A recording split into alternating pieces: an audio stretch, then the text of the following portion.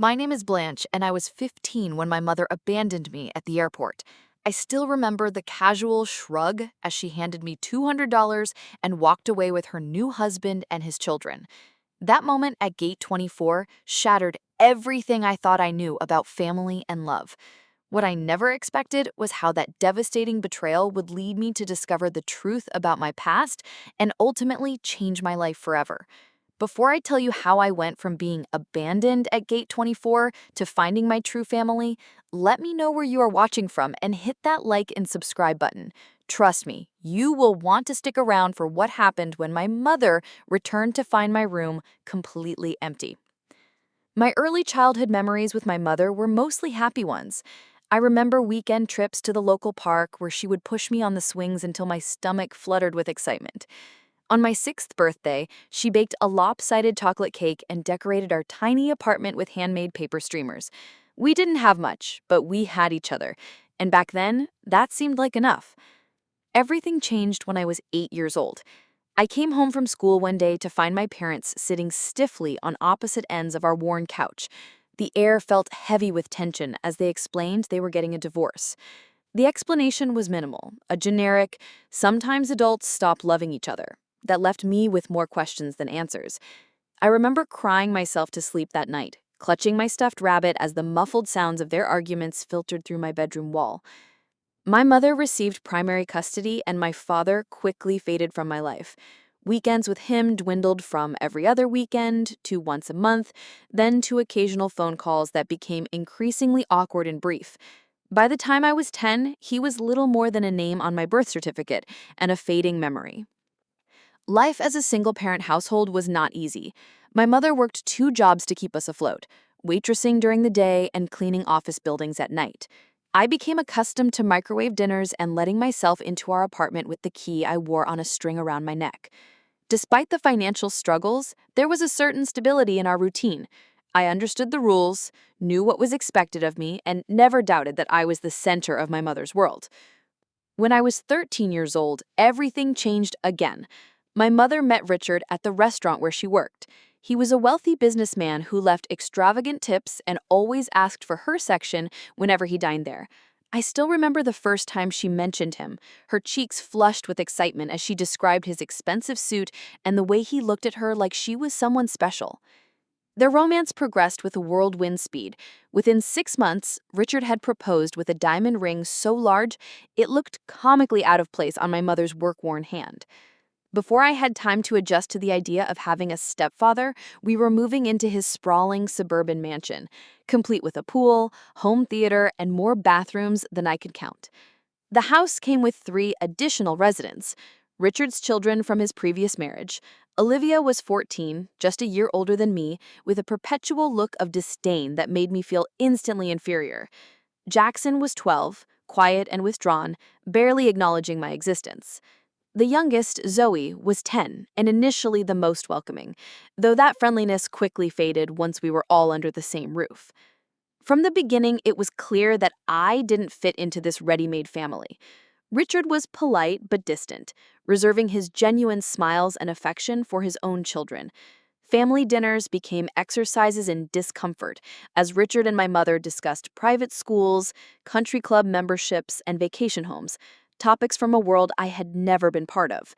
When I spoke, my comments about school or books were met with polite nods before the conversation shifted back to the stepchildren's accomplishments in tennis, debate club, or piano recitals. What hurt most was watching my mother transform. The woman who had once cut coupons and shopped clearance racks now spoke knowledgeably about designer brands and exclusive restaurants. She colored her hair, whitened her teeth, and began referring to our previous life as the struggle years with an uncomfortable laugh whenever Richard's friends were around. It was as if she was shedding her old skin, and along with it, the parts of herself connected to me. I tried desperately to fit in with my new step-siblings. I offered to help Olivia with her math homework, complimented Zoe's artwork, and asked Jackson about his video game collection. My attempts were met with cool politeness at best and outright rejection at worst. One particularly painful memory was overhearing Olivia tell her friends on the phone that her dad's new wife came with baggage, meaning me. As summer approached, Richard announced a family vacation to Bali, 2 weeks at an exclusive resort with private villas and personal butlers. Despite the growing distance between my mother and me, I felt a surge of excitement. Perhaps this trip would be a chance to finally bond with my new family, away from the pressures of school and everyday life. My hopes were quickly dampened when my mother took the stepchildren shopping for new vacation clothes, but didn't include me. When I asked why, she casually mentioned that I had plenty of clothes already, despite the fact that most of mine were from our life before Richard. I ended up using the money I had saved from babysitting to buy myself a new swimsuit, a modest blue one-piece that paled in comparison to the designer bikinis Olivia and Zoe would be bringing. A week before our departure, I overheard a concerning conversation between my mother and Richard. They were in their bedroom with the door slightly ajar, unaware that I was passing by on my way to the kitchen. "What about the arrangements for Blanche?" Richard asked, his voice low. "All taken care of," she replied with a dismissive tone that made my stomach clench. When I questioned her about it later, she brushed off my concerns with a breezy, "Just trip details, honey, nothing for you to worry about." The morning of our departure arrived with chaos and excitement. The house was a flurry of activity as suitcases were loaded into Richard's luxury SUV. I noticed that my passport wasn't with the stack of travel documents on the kitchen counter. But when I mentioned this to my mother, she muttered something about having it in her purse and hurried me along. Looking back, I should have seen the signs, the way my mother avoided making eye contact when we drove to the airport, how no one discussed my seating assignment on the plane when they were debating who would get the window seats, the fact that my suitcase was mysteriously smaller than everyone else's. But at 15, desperate to believe I was part of this family, I ignored the warning bells ringing in my mind. The international terminal was a chaotic maze of travelers, rolling suitcases, and harried airline staff. Richard led our group through the crowd with practiced efficiency, my mother at his side clutching her designer handbag. Olivia, Jackson, and Zoe followed closely behind, their faces bright with anticipation. I trailed at the back, struggling to keep up while rolling my small suitcase. When we reached the check-in counter, Richard presented the passports and confirmation details to the airline attendant. I noticed he handed over 5 passports, not 6. A knot formed in my stomach as I watched boarding passes being distributed to each family member except me. "Excuse me?" I said, stepping forward. "I think you forgot my boarding pass." The airline attendant looked confused. "I only have 5 passengers listed for this reservation." Richard cleared his throat. "Your mother needs to speak with you about that. We'll go ahead to security." As the stepchildren and Richard moved away with the luggage cart, my mother took my elbow and guided me to a quiet corner near a gift shop. Her face wore an expression I had never seen before, a strange mix of detachment and mild annoyance. "Listen, Blanche," she said, her voice unnaturally calm. "There has been a change of plans. You are not coming with us to Bali."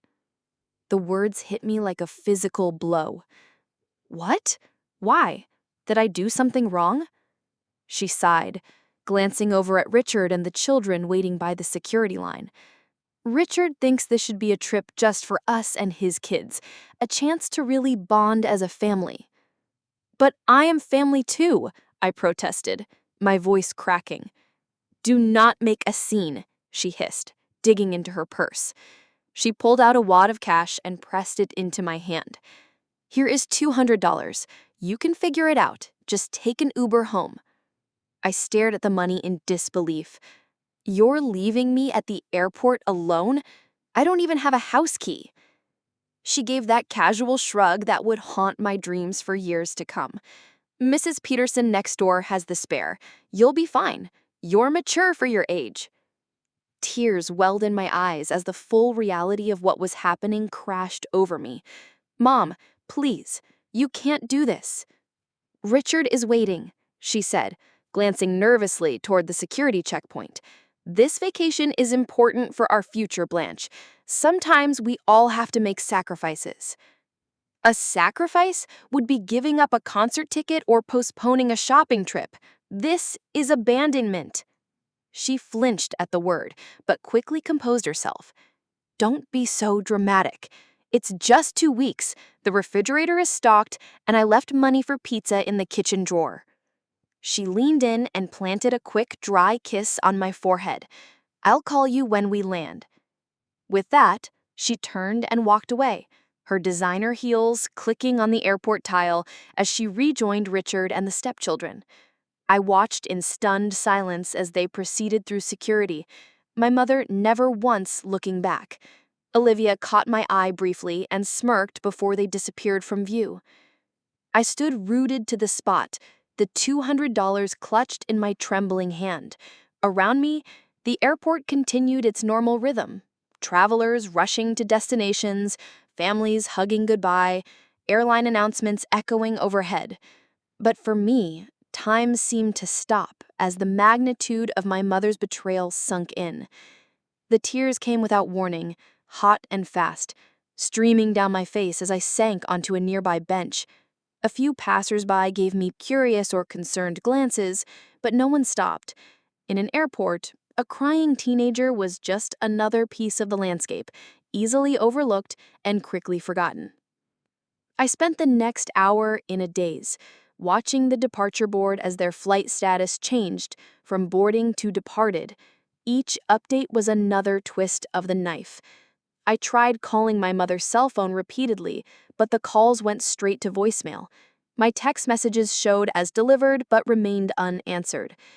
Having fun at the airport? Hope abandoning your child was worth the first-class upgrade? No response came. Not that I really expected one.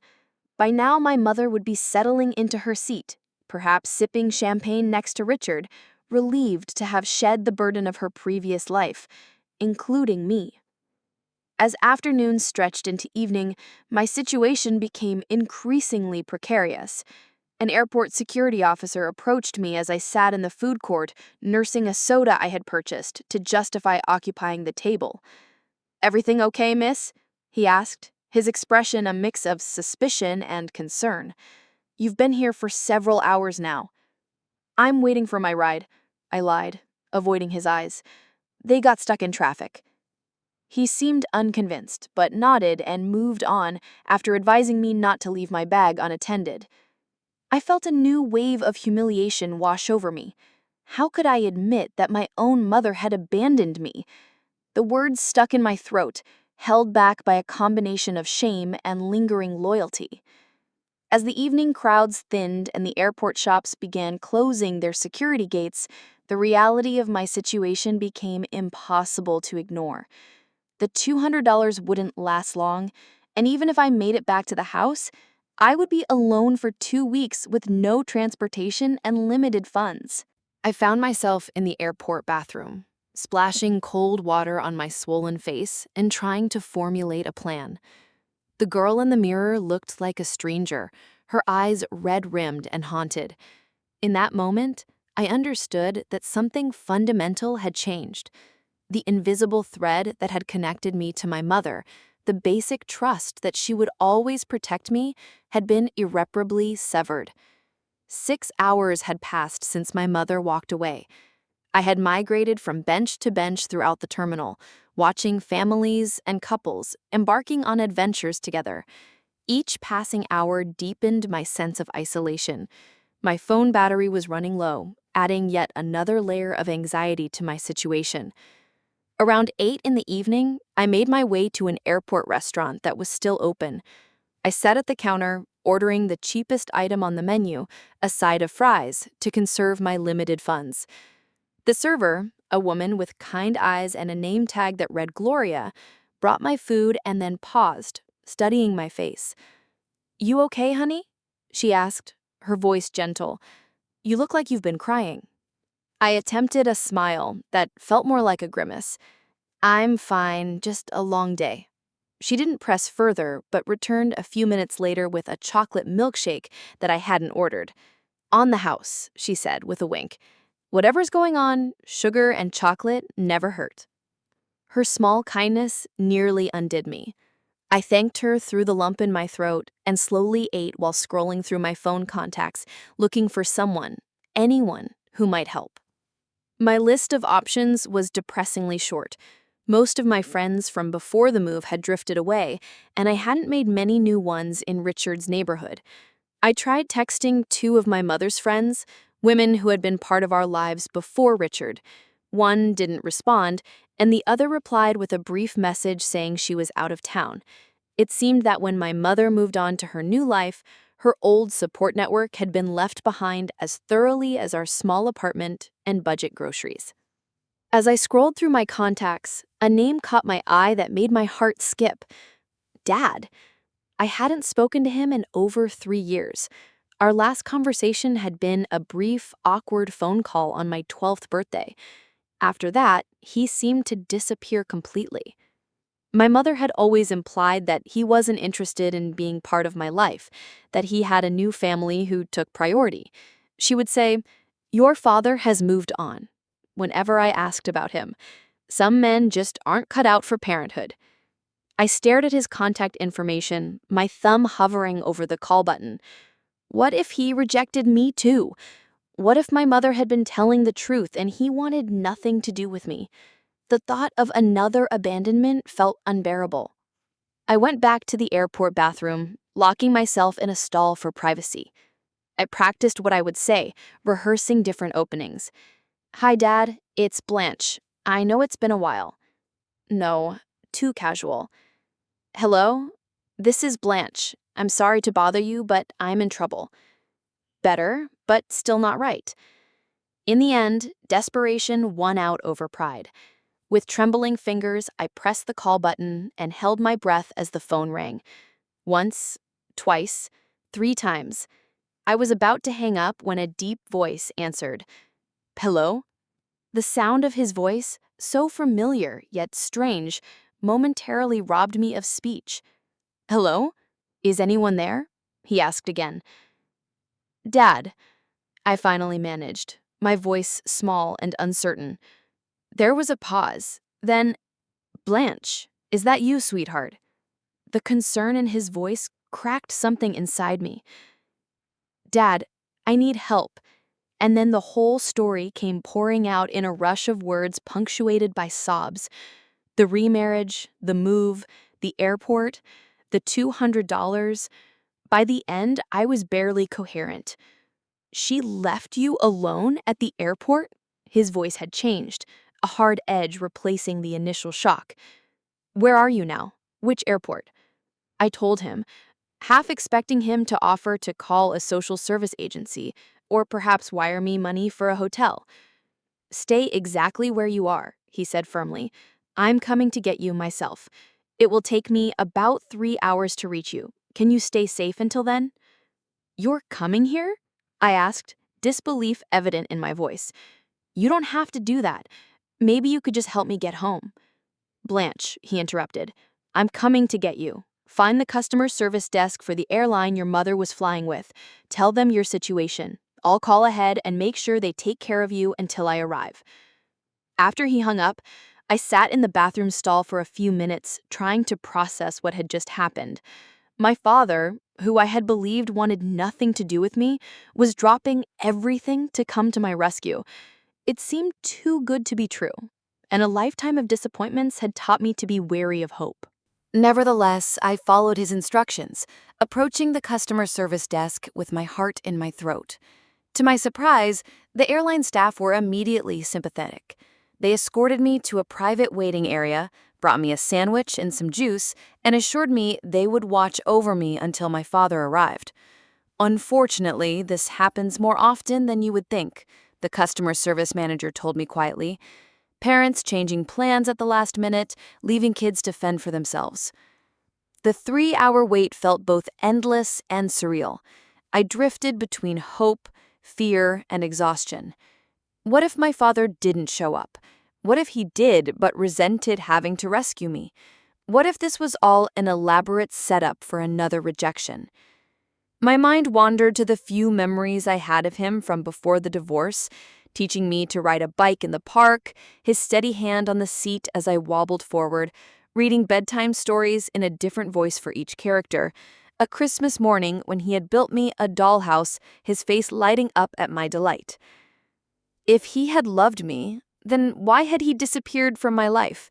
Why had he never fought to see me? The question swirled in my tired mind as the minutes ticked by. Just as I was beginning to doze off in the uncomfortable airport chair, a voice came over the PA system. "Attention, please. Will Blanche Williams please come to the information desk? Blanche Williams to the information desk, please." My heart leapt into my throat as I gathered my small suitcase and followed an airline employee who had come to escort me. Instead of heading to the main terminal, however, we walked through a series of corridors and security checkpoints until we reached what appeared to be a private terminal section. "Your father has arranged for you to meet him here," the employee explained as we approached glass doors leading to the tarmac. That was when I saw it. A sleek, private jet with stairs descending from its door. And walking down those stairs was a tall man in a business suit, his familiar profile causing my breath to catch. My father looked different than I remembered. His dark hair was now streaked with silver at the temples, and he carried himself with a confidence I didn't recall from childhood. But his eyes, when they found mine, were exactly as I remembered, kind and crinkled at the corners. For a moment, we both froze, taking each other in across the distance. Then he strode forward, closing the gap between us in seconds. He stopped just short of embracing me, the uncertainty written across his features. "Blanche, I can't believe it's really you." I didn't know what to say or do. Part of me wanted to throw myself into his arms like the little girl who used to greet him at the door. Another part, the wounded teenager who had felt abandoned by both parents, held back. He seemed to sense my hesitation. He said, "I'm so sorry," he said quietly, "for everything, for not being there, for not fighting harder to stay in your life." Something in his sincerity broke through my defenses. The tears I thought had been exhausted hours ago returned with new force. I choked out. "She said you didn't want to see me anymore, that you had moved on." His face darkened. That was never true, not for a single day. He tentatively opened his arms, and this time I didn't hesitate, stepping into his embrace and letting out years of pent-up grief against his shoulder. We stood like that for several minutes, both of us overcome with emotion.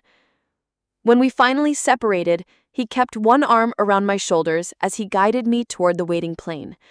"Let's get you out of here," he said gently. "We can talk properly once we're in the air." The interior of the private jet was unlike anything I had ever experienced. Plush leather seats, polished wood tables, and soft lighting created an atmosphere of quiet luxury. A flight attendant greeted us warmly and offered me a selection of drinks and snacks. As we settled into seats facing each other, I couldn't help but stare at my father in wonder. "Is this your plane?" He smiled, a hint of embarrassment crossing his features. "The company's, technically. I'm the CEO of Horizon Tech now." "CEO?" I echoed in disbelief. My mother had always described him as struggling financially, barely able to make child support payments. "It's been a successful few years," he said simply, then leaned forward, his expression growing serious. "Blanche, I need you to know something. I've been trying to contact you for years. Birthday cards, Christmas gifts, phone calls, all of it. When your mother remarried and moved, I lost track of you completely. I hired private investigators who couldn't find your new address. I filed motions with the court that were somehow lost or delayed." My mind reeled as the implications of what he was saying sank in. "She kept you away from me on purpose?" He nodded, pain evident in his eyes. "I've been sending child support and additional money every month since the divorce. Money you never saw, I take it." I thought of the secondhand clothes, the times we had eaten ramen noodles for days straight, my mother's constant complaints about financial struggles. "We were always broke," I whispered. "She said you barely paid child support." My father opened his briefcase and removed a folder, handing it to me.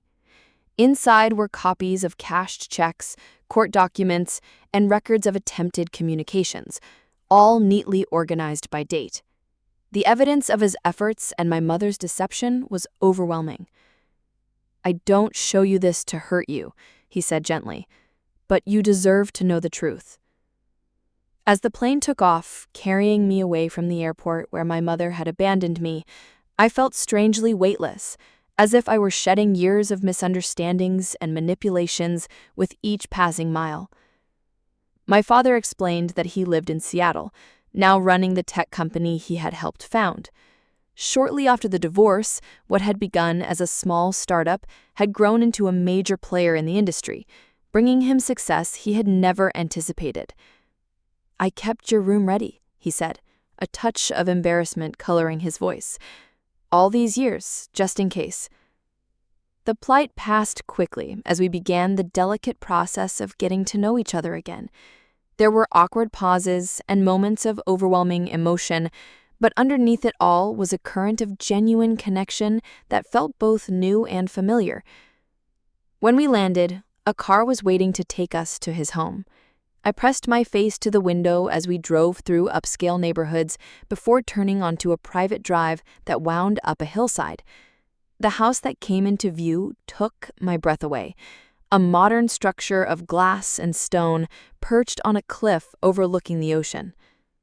"Home sweet home," my father said, watching my reaction with a mix of pride and nervousness. "I hope you'll be comfortable here." A woman named Linda greeted us at the door. I initially tensed, wondering if she was my father's wife, but he quickly introduced her as his executive assistant, who had helped prepare for my arrival. "I've set up the blue bedroom for Blanche," she told my father.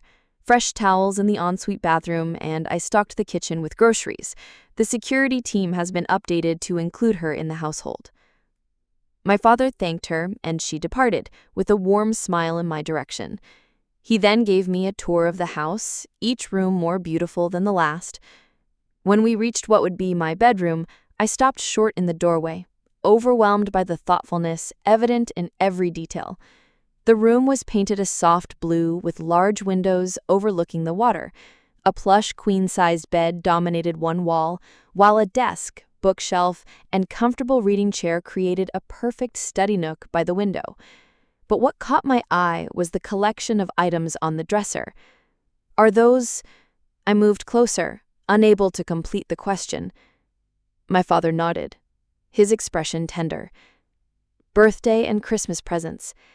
Every year since I lost contact with you, I couldn't deliver them, but I couldn't bear not to buy them either." Arranged chronologically were gifts appropriate for each age, still in their original wrapping paper. Beside them sat a photo album labeled simply Blanche. With trembling hands, I opened it to find what few photos my father had managed to collect of me growing up.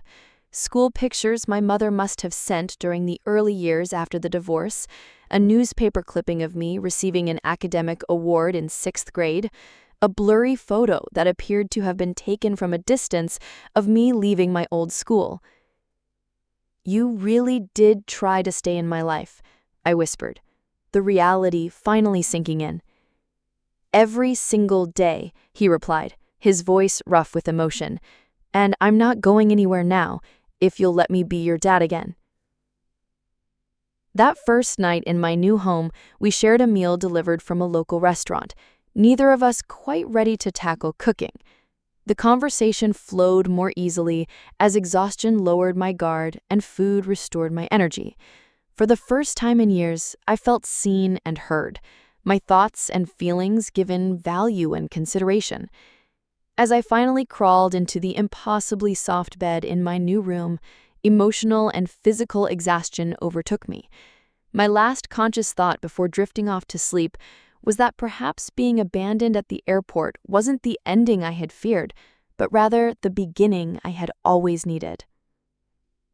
I awoke the next morning momentarily disoriented. The unfamiliar softness of the bed and the sound of waves breaking against the cliff below confused me. Then the events of the previous day came rushing back, and I sat up, taking in my new surroundings in the clear light of morning. The room was even more beautiful than it had appeared last night. Sunlight streamed through the large windows, casting patterns across the pale blue carpet. I ran my fingers over the soft duvet, marveling at the contrast between this luxury and the life I had known. After showering in the ensuite bathroom, which featured a rainfall shower head and more toiletries than I had ever owned, I dressed in yesterday's clothes and ventured downstairs. I found my father in the kitchen attempting to make pancakes, with limited success. "Good morning," he said, looking up with a smile that turned sheepish as he gestured to the misshapen pancake in the pan. "I thought I'd make breakfast, but it seems my cooking skills haven't improved since you were little." The memory surfaced unbidden. Sunday mornings when he would attempt pancakes while my mother slept in. They were always oddly shaped, sometimes burned, but he had served them with such pride that I never complained. "I remember your pancakes," I said, sliding onto a stool at the kitchen island. Despite their appearance, the pancakes tasted good, and the normalcy of sharing breakfast helped ease the awkwardness between us. After we ate, my father gave me a proper tour of the house and grounds.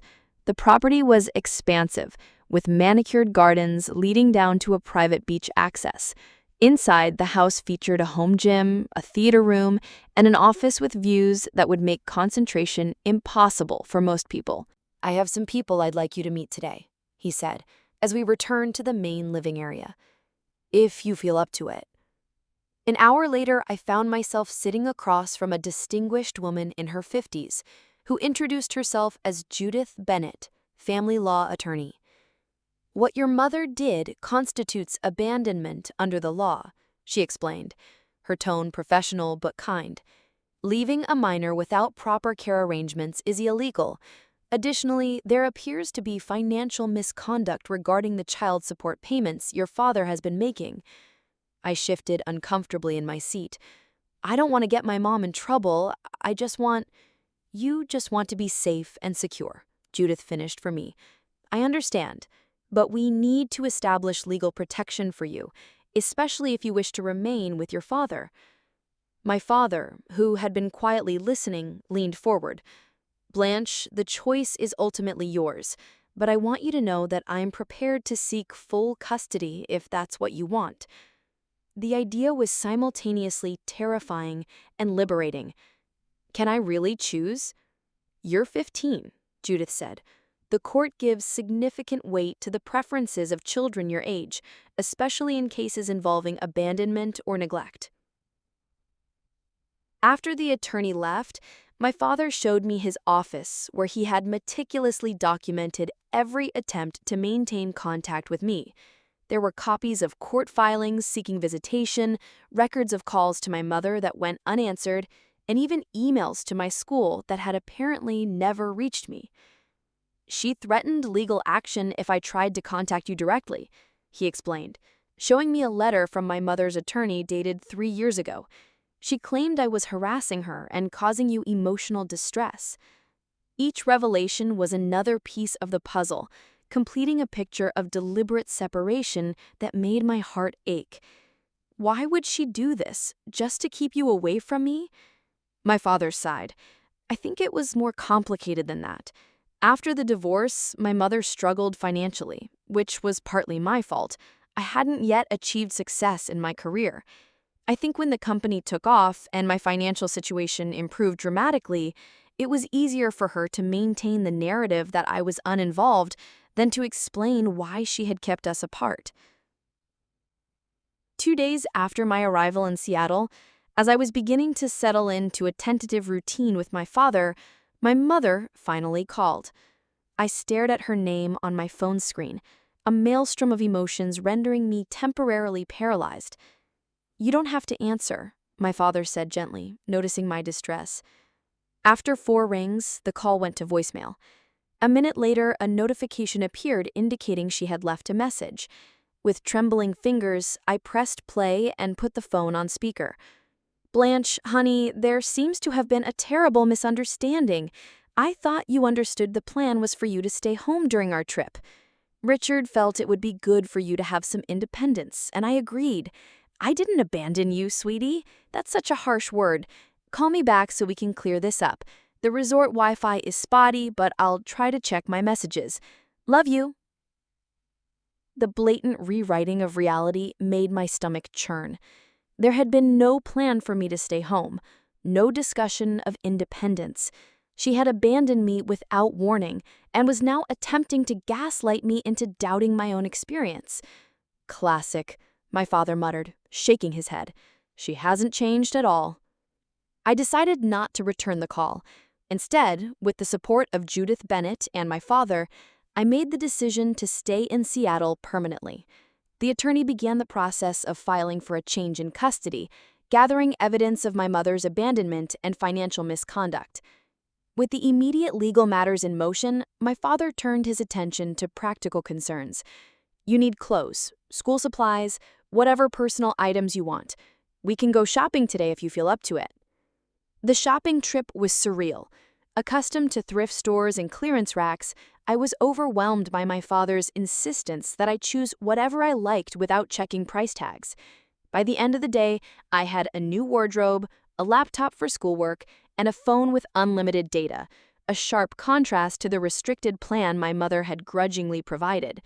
That evening, sitting on the deck overlooking the ocean, my father and I had our first truly deep conversation about the divorce and the years of separation. "Why did you and Mom split up?" I asked, the question that had haunted me since I was 8 years old finally finding voice. He was quiet for a long moment, gathering his thoughts. The simplest answer is that we wanted different things from life. Your mother wanted financial security and social status above all else. When my first business venture failed, she saw me as a disappointment rather than a partner facing temporary setbacks. "And you?" I prompted. "I wanted a true partnership, someone who would weather the storms with me, not abandon ship at the first sign of rough waters." He looked at me, his eyes sad. "I never wanted to leave you, Blanche. That was the hardest part. Your mother used her custody rights as a weapon, gradually restricting my access until I was effectively cut out of your life." As the days passed, we made plans for my future. My father contacted the best private school in Seattle, arranging for me to start when the fall semester began. A child psychologist was engaged to help me process the abandonment and years of manipulation. Slowly, I began to envision a life where I was valued and supported rather than merely tolerated. One week after my arrival in Seattle, my father and Judith Bennett suggested it was time to retrieve my belongings from my mother's house. With her still in Bali for another week, we had the perfect opportunity to enter the house legally, as I was still officially a resident, and collect my personal items without confrontation. "You do not have to come if it would be too difficult," my father assured me. "I can handle it with the legal team." But I knew this was something I needed to do myself, a necessary step in closing this chapter of my life. "I want to go," I said firmly. "There are things there that matter to me." The decision made, we began planning the trip with the precision of a military operation. Flights were booked, legal documents prepared, and a moving company engaged to transport my belongings. As the date approached, I found myself drafting and redrafting a letter to leave for my mother, trying to find words to express the depth of her betrayal and my decision to forge a new path. 3 days before my mother was scheduled to return from Bali, my father and I, accompanied by Judith Bennett and her assistant, arrived at the house I had shared with my mother and Richard's family.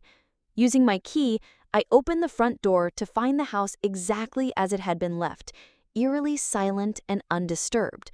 Walking into that space as essentially a visitor was a disorienting experience. Familiar surroundings suddenly felt foreign, as if I were seeing them through new eyes. The photographs on the walls, I noticed for the first time, featured primarily Richard and his children, with my mother occasionally included. There were almost no images of me, and none at all of me with my mother. "Where is your room?" my father asked quietly, his hand a reassuring presence on my shoulder. I led him upstairs to the smallest bedroom at the end of the hall, the one furthest from the master suite. Opening the door revealed my modest space, neat but impersonal, lacking the touches of indulgence visible in the stepchildren's rooms that we had passed. "This was your room?" My father's voice held a note of disbelief as he took in the basic furnishings and lack of decorative elements. "It is fine," I said, automatically, the defensive response ingrained after years of being told I should be grateful for what I had. His expression softened. "No, sweetheart, it is not fine. You deserved better." With the help of the movers, we began the process of packing my belongings. Clothes went into wardrobe boxes, books and school supplies into smaller cartons. I was selective about what I took, leaving behind anything that had been gifts from my mother or Richard, taking only what truly belonged to me or held sentimental value. As I cleared my desk drawers, I found a box of keepsakes I had almost forgotten, pushed to the back of the bottom drawer. Inside were photos from before the divorce, a few birthday cards my father had sent in the early years after the separation, and a small teddy bear he had given me on my 5th birthday. "You kept these," he said, his voice thick with emotion as I showed him the mementos. "I never really believed she was telling the truth about you not caring," I admitted. "Not completely." In my closet, behind a row of shoes, I discovered something that made my blood run cold.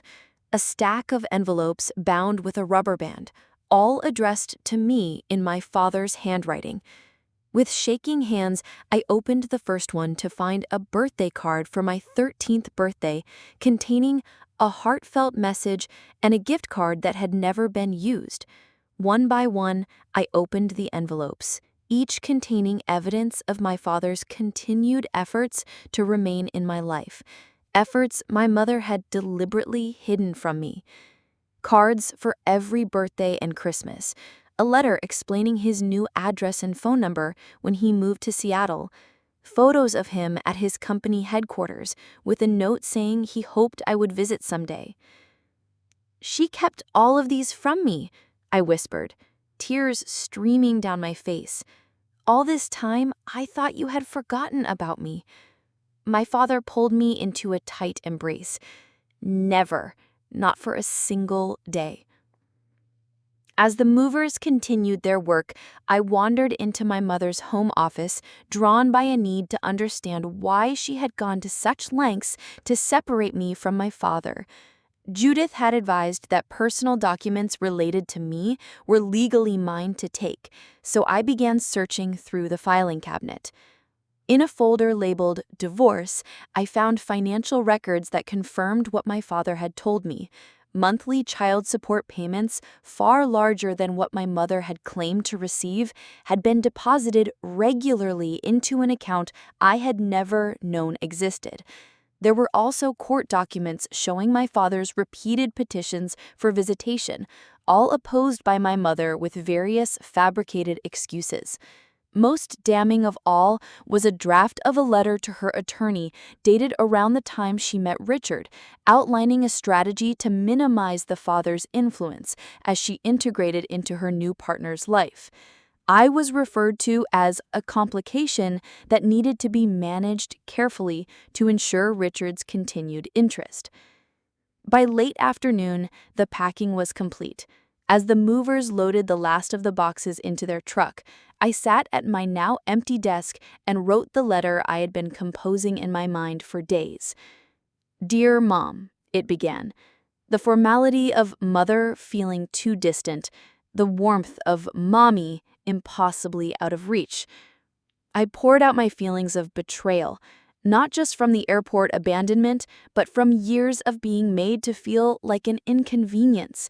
I explained that I had found the hidden letters and financial records, that I knew the truth about her systematic campaign to keep my father from me. I am choosing to live with Dad now, not as revenge, but because I deserve to be somewhere I am wanted and valued. I hope someday you will understand the damage your choices have caused, not just to me, but to yourself. Despite everything, I do not hate you, but I need to love myself enough to leave. I placed the letter on the stripped mattress of what had been my bed, the white paper stark against the bare blue sheet. As a final touch, I left the house key beside it, a symbolic relinquishment of my place in this household. Walking out of that house for the last time, I felt a complex mixture of grief, relief, and resolution. My father waited by the car, his expression concerned. "All done?" he asked. I nodded, unable to speak past the lump in my throat. He seemed to understand, opening the car door for me without further questions. As we drove away, I did not look back at the house. Instead, I looked forward, toward the future I was now free to create. My mother returned from Bali 3 days later. Within hours, my phone exploded with notifications, a barrage of increasingly frantic messages. "Where are you? Why is your room empty? Call me immediately. Blanche, this is not funny. Come home right now. I just spoke to your father's lawyer. How could you do this to me after everything I have done for you? Please come home, sweetie. We can work this out. I miss you." The messages cycled through anger, manipulation, and false contrition in a predictable pattern. I showed them to my father and Judith, who advised me not to respond until the legal proceedings were further along. A week after her return, my mother showed up unannounced at my father's house, having somehow obtained the address. The security system alerted us to her presence at the gate, her luxury SUV visible on the monitor as she repeatedly pressed the intercom button. "You do not have to see her," my father assured me. "We can have security turn her away." But I knew this confrontation was inevitable and perhaps necessary. "I will talk to her, but I want you both there too."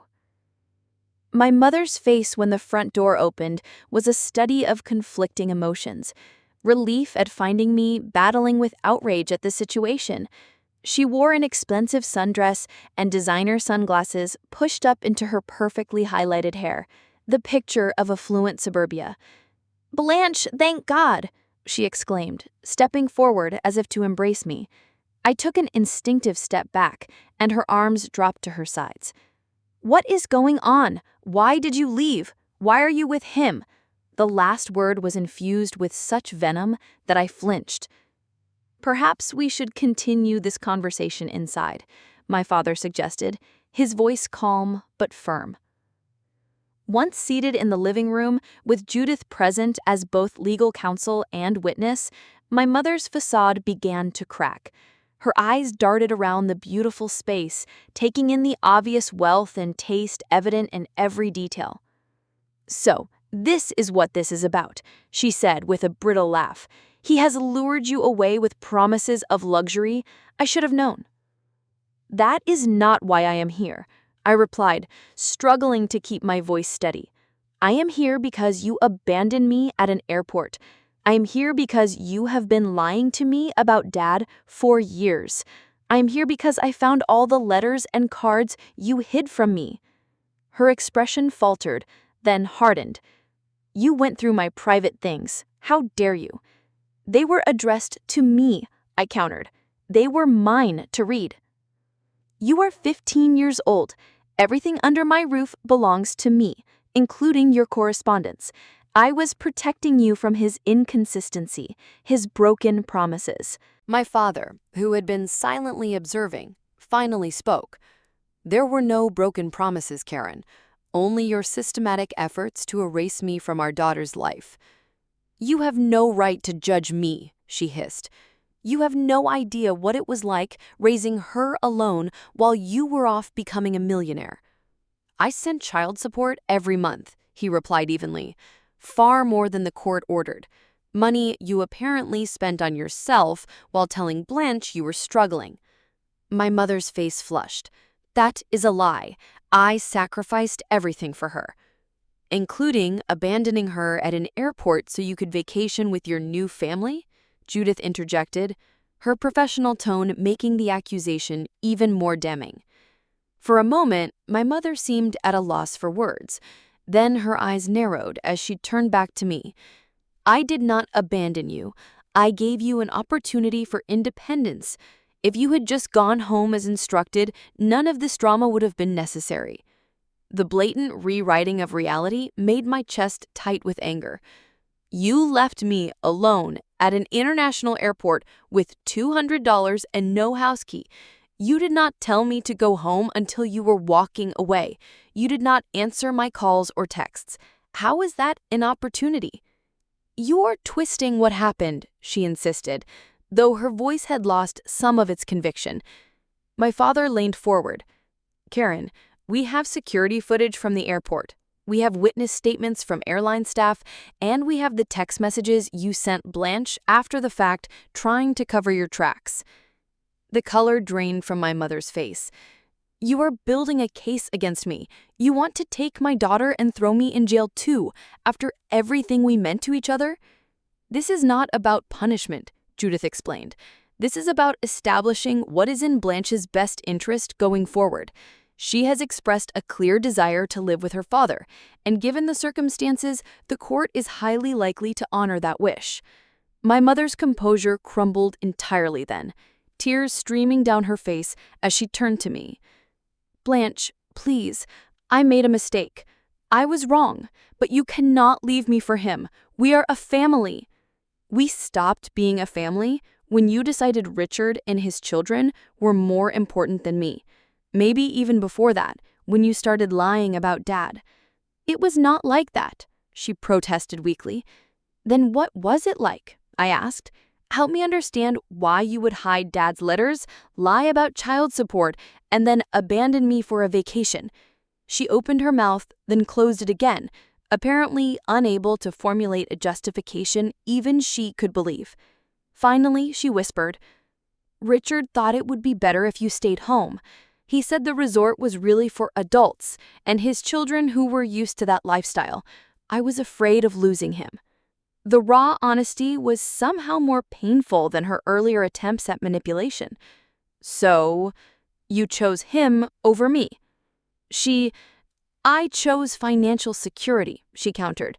Do you have any idea what it is like to be a single mother with no money? Richard offered us a better life. He offered you a better life, I corrected. I was just excess baggage. Before she could respond, the front door opened and Richard himself strode in, his face tight with anger. Karen, this has gone on long enough. Get in the car now. My father stood immediately. How did you get past security? Richard ignored him, focusing on my mother. I told you not to come here. You are just making things worse. Our lawyer said not to have any contact. My mother seemed to shrink under his gaze, her brief moment of honesty evaporating as she reverted to the compliant wife. I just wanted to see Blanche. And now you have, he said dismissively. Let's go. As my mother rose to follow him, I called after her. Is this really what you want, Mom? Someone who treats you like a child and me like an inconvenience? She paused, conflict evident in her expression, but Richard took her elbow firmly. The car, Karen. Now, the last image I had of my mother that day was her back, just as it had been at the airport. But this time, I was not the one being left behind. In the aftermath of that confrontation, my father's legal team filed for a restraining order after Richard attempted to enter the property again. The following day, the court granted the order and a temporary custody arrangement was put in place pending a full hearing. The hardest part was accepting that my mother had chosen her new life over me, not just once at the airport, but repeatedly over the years with each hidden letter and each lie about my dad. The girl who had once believed she was the center of her mother's world had to confront the painful reality that she had been, at best, an afterthought. The months following my mother's dramatic visit were challenging but transformative. Adjusting to life with my father involved creating new routines, establishing boundaries, and learning to trust that his presence in my life was permanent. I began seeing Dr. Eleanor Wilson, a therapist specializing in adolescent trauma and parental abandonment. Our weekly sessions provided a safe space to process the complex emotions surrounding my mother's betrayal and the years of manipulation. What you are feeling is entirely normal, Dr. Wilson assured me during one particularly difficult session. Anger, grief, relief, guilt, they can all coexist. Healing is not linear.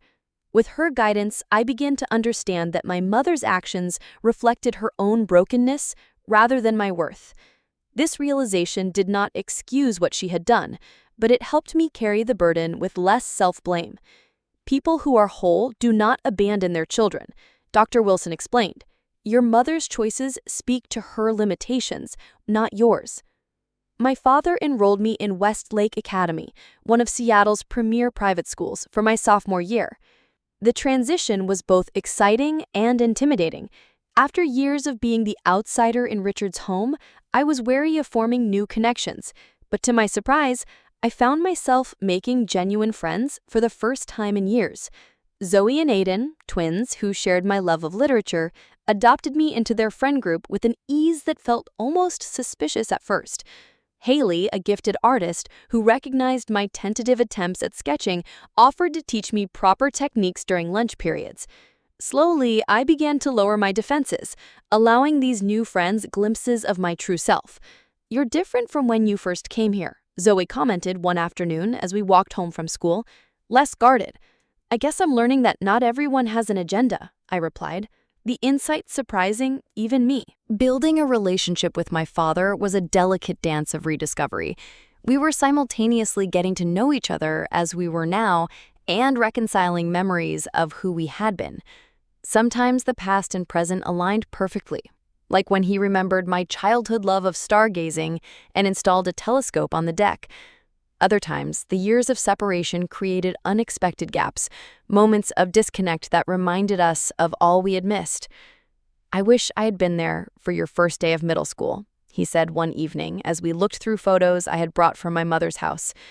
"Your science fair projects, your first crush. We cannot get those years back," I told him, surprising myself with the role reversal, me comforting him. "But we have now and the future." He squeezed my hand, his eyes suspiciously bright. "When did you get so wise?" "Trauma has its benefits," I joked, the dark humor a sign of my gradual healing. 6 months after I moved in with my father, the court granted him full legal custody. My mother, represented by inexpensive attorney Richard had hired, fought the decision initially, but eventually agreed to the arrangement after Judith presented the overwhelming evidence of abandonment and financial misconduct. The judge ordered my mother to repay the misappropriated child support funds and established a structured visitation schedule that would begin only after I completed a certain number of joint therapy sessions with her. It was more consideration than she deserved, in my opinion. But my father gently reminded me that maintaining some relationship with her might be important to my long-term emotional health. "You can be angry with her, even hate what she did, without severing the connection completely," he advised. "But the choice is ultimately yours. I will support whatever you decide." I agreed to the joint therapy, though the first few sessions were excruciating. My mother vacillated between tearful apologies and subtle attempts to justify her actions. Her narrative had shifted from denying abandonment to framing it as a misguided attempt to please Richard, as if that somehow made it less damaging. "I just wanted us to have security," she repeated often. "I was afraid of ending up alone and broke. So you made sure I ended up alone at an airport instead," during one particularly tense session. Over time, I established firm boundaries with my mother. I would not return to live with her, regardless of promises or emotional appeals. I would not pretend the past had not happened. I would not allow her to rewrite our history to ease her guilt. These terms were non-negotiable, and slowly she seemed to accept them. My father remained remarkably neutral throughout this process, never speaking ill of my mother, despite everything she had done. When I asked him about this restraint, his answer stayed with me. "Hating her would only hurt you. You are half her, whether we like it or not. Besides, she gave me you, and for that, I can forgive almost anything." The first holiday season with my father and his extended family, grandparents and cousins I barely remembered, was a revelation. The genuine warmth and inclusion I experienced stood in contrast to the performative family dinners at Richard's house, where I had always felt like an unwelcome guest. My paternal grandmother, a vibrant woman in her 70s, pulled me aside during Christmas dinner. You have your father's resilience, she told me, her eyes crinkling with affection, and his heart. But that spark, that fire when you talk about things that matter to you, that is all your own. High school graduation came 3 years later, my father beaming with pride as I delivered the valedictorian address. My mother attended, sitting awkwardly in the row behind my father and his parents. Our relationship had evolved into something cordial, if not close, built on careful honesty rather than the false harmony she would have preferred. College took me to the East Coast, where I pursued a degree in psychology with a minor in family law. The distance from both parents allowed me to define myself beyond the dynamics of their divorce and the drama of my teenage years. I discovered passions and strengths I might never have recognized had my life continued on its previous path. In my junior year, I interned with a nonprofit organization supporting children of divorce, using my experience to help others navigate similar challenges.